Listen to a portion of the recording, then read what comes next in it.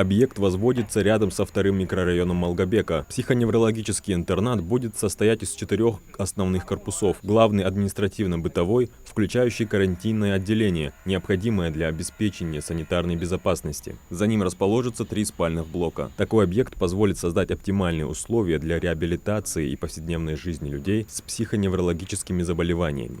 Весь объект рассчитан так, что для комфортного пребывания пациентов, для их полной реабилитации, также для безопасной и комфортной работы всех сотрудников и медперсонала. По календарному графику у нас все идет в срок. То есть у нас начало строительства в апреле, а окончание 2028 год у нас. То есть на данный момент полностью срок мы успеваем, и также работников у нас тоже хватает. Все местные бригады, все задействованы.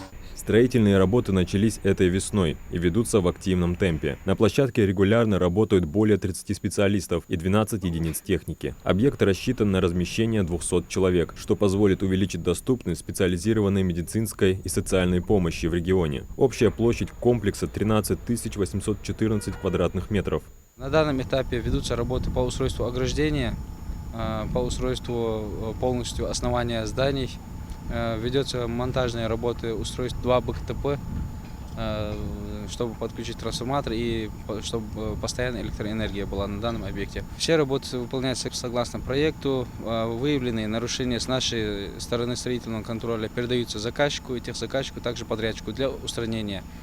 На этапе строительства мы выявляем, дальше подрядчик согласованные сроки устраняет выявленные замечания. Объект возводится в рамках федеральной программы «Модернизация сферы социального обслуживания и развития сектора негосударственных организаций в сфере оказания социальных услуг». На строительство выделено 1,5 миллиарда рублей. Заказчик объекта – Министерство строительства Ингушетии. Планируемый срок сдачи – 2028 год. Проект – один из приоритетных в сфере развития социальной инфраструктуры республики. Объем работ огромный, территория не маленькая, но это будет уже современное учреждение, с современным пищеблоком, ванно-прачечным, с кабинетами медицинскими, и люди будут проживать по 2-3 человека в комнате со всеми удобствами. Сегодняшнее учреждение наше, которое в Псидахе находится, в нем нет ни воды, ни канализации.